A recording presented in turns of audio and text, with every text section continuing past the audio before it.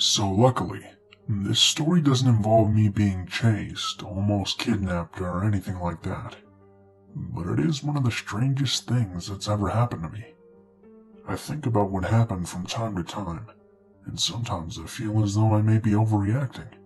But then I remember how much I felt like my stomach was in my throat, and my heart was going to burst out of my chest, and I know that my fear was justified. I never told my parents or the parents of the kids I was babysitting, which looking back was probably really stupid. This happened when I was about 14. I had just started babysitting for this family in my neighborhood. They had two kids, a boy who at the time was 10, and a girl who at the time was 8.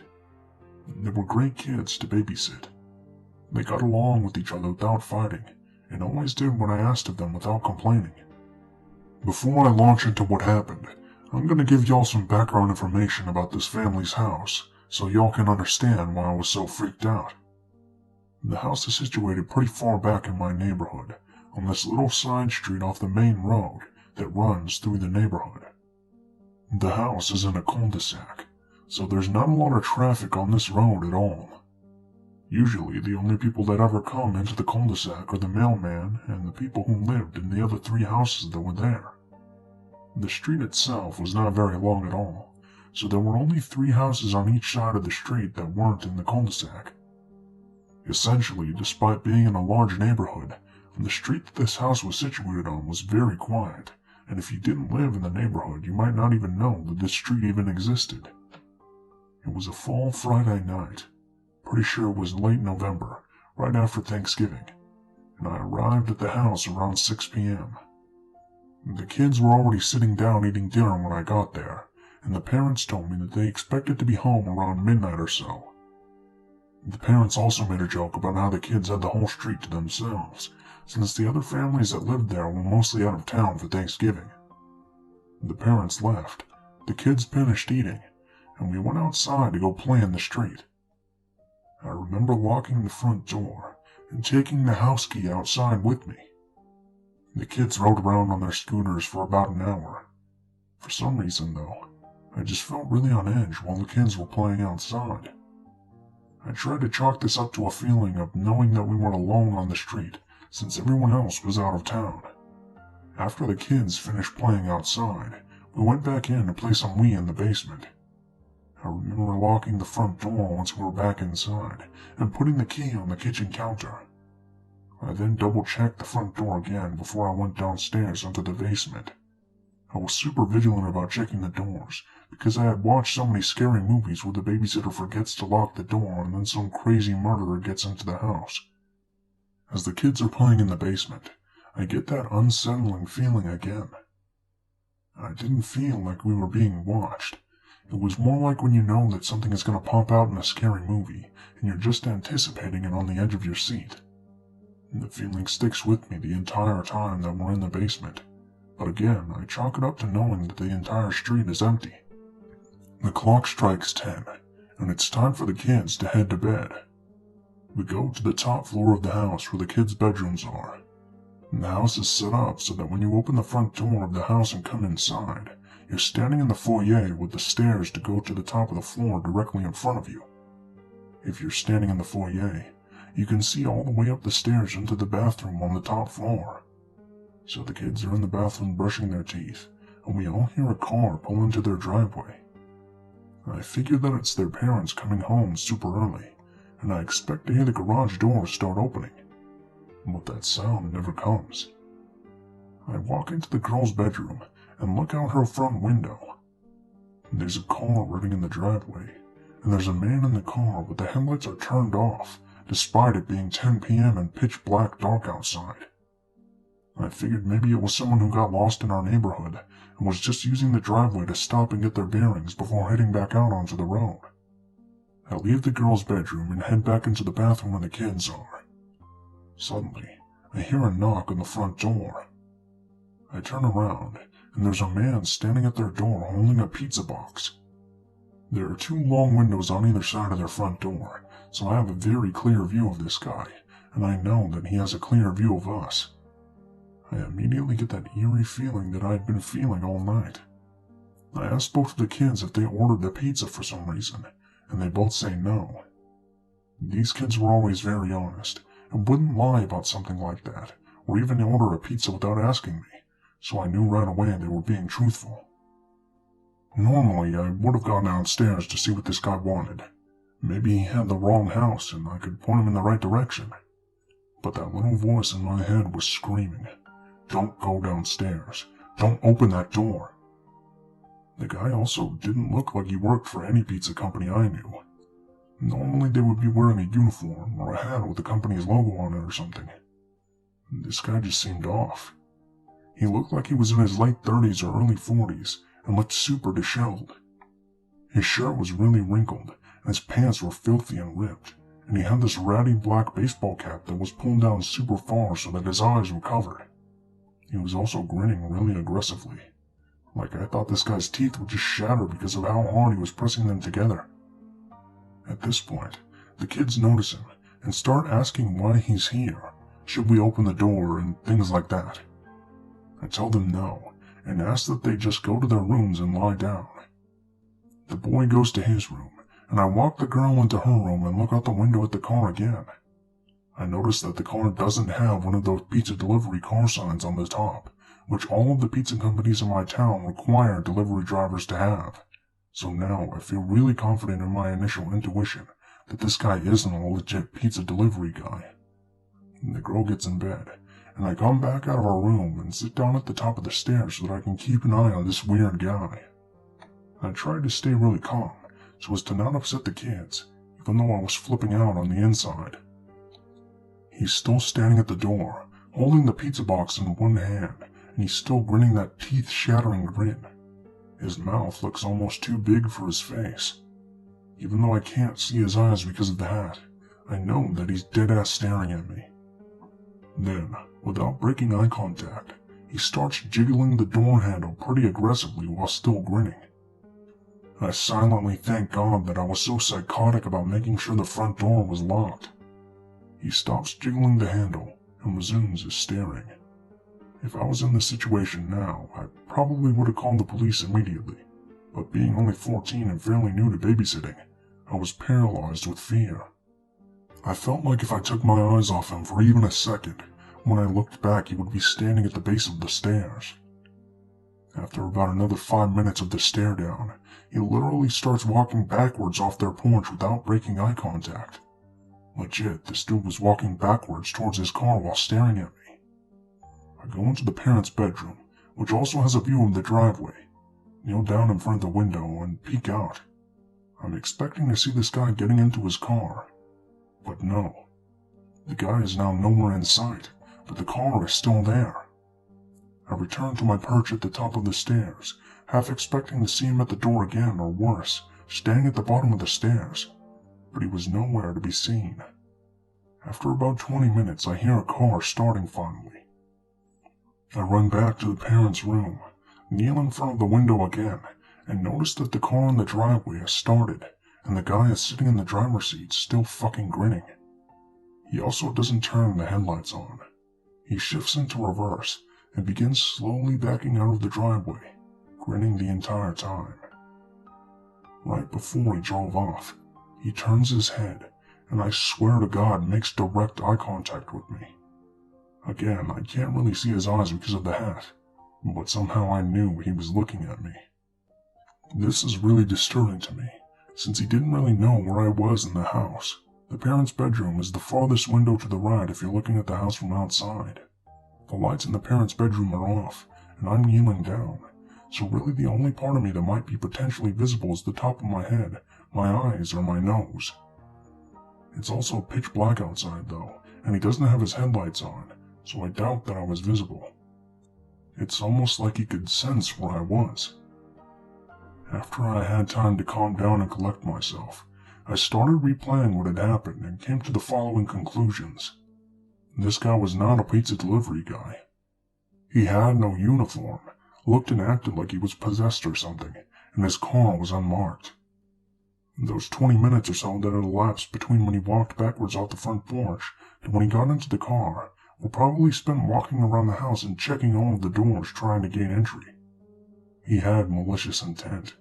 Maybe he wanted to rob the house, or maybe he wanted to do something more sinister to me or the kids. Either way, this guy was bad news, and I'm glad that I trusted the voice in my head. There are still some parts of the story that are confusing to me. If he really wanted to get inside the house, why didn't he just find a rock or a brick and throw it through a window? I mean, I'm very glad he didn't, but I just thought it was a bit odd that he checked the doorknobs, then gave up after he discovered they were all locked. Maybe he felt like doing something like that made a lot of noise and would alert me, so he was trying to sneak in a more subtle way. Or maybe he was just insane. Why did I feel so unsettled early in the evening, before the guy even showed up? Was he watching the house and waiting for the kids to go to bed, and for me to be off guard before trying to get in? How did he know where to look when he was backing out of the driveway? Why did he pick this house? Especially given the fact that it's on a very quiet and secluded street, and you have to drive pretty far back in the neighborhood to even reach it. He could have picked the 50 or so other houses that you have to pass to even get to that house. The town where I live is upper middle class, and has a super low crime rate, so drugs aren't really an issue. We're also surrounded by other similar middle class areas, so I'm doubtful that this person was on drugs or some crazy vagrant. Of course, maybe I could be wrong. Maybe he was just a vagrant dude, or maybe he really was a lost pizza delivery man with some unsettling personal quirks, but I'm doubtful. Let me know what y'all think was up with this guy.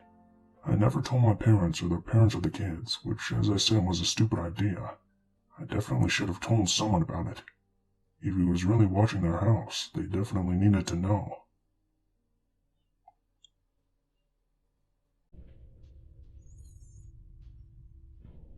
I'm a proud Floridian.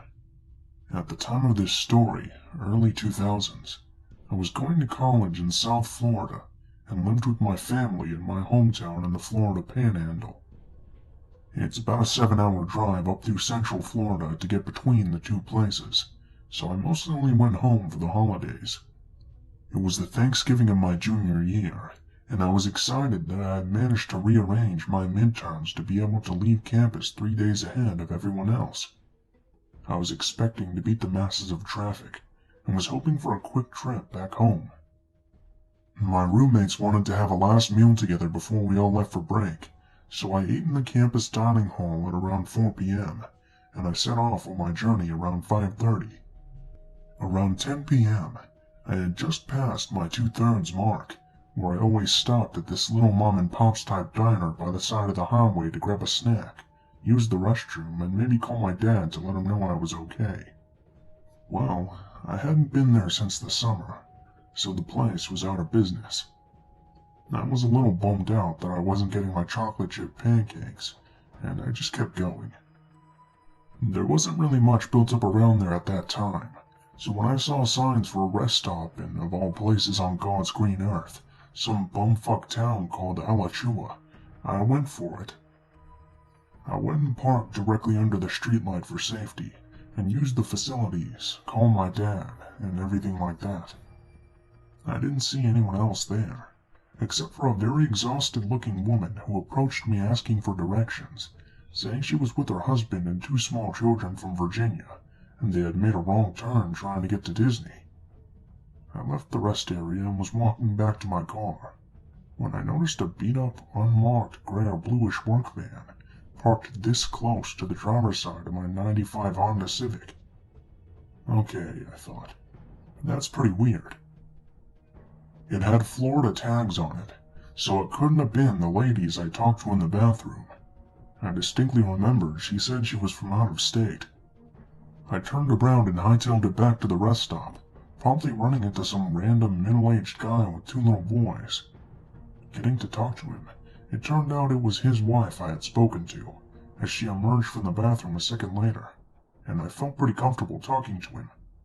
I told him what was going on with the van, and how I didn't know what to do.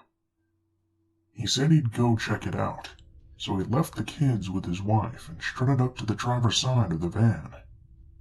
He stood there for a moment before speaking. His voice awkwardly quivered, but we could hear him yell it from where we were standing some 100 feet away. "Excuse me, gentlemen. We already called the police, so I'm going to have to politely suggest that you get out of here. and then he ran back to us, grabbed his wife and kids, pointed to me with a swift "you," and said, "Come on, let's all get in the car now." And we ran together. So here I was, confusedly sitting in the back of the stranger's SUV, while he went and used the payphone to presumably call the police. Meanwhile, the van peeled out of there. I've never seen someone get the fuck out of there quite as fast as that van. They ran up on the curb on their way out. They burned rubber. It was almost comical. The cops got there and I found out what happened. The man went to go check out the van, and he could see in it pretty well because I had parked under the streetlight. The first thing he noticed was that all of the seats except for the driver's seat had been removed. There was a guy sitting in the driver's seat, and a guy sitting in the back, a tarp laid out in the back, and a bunch of other random items back there that he couldn't immediately identify. Neither of the guys were reading a newspaper or a map or anything. They were apparently both just sitting there, waiting for me. It still makes me sick thinking about it.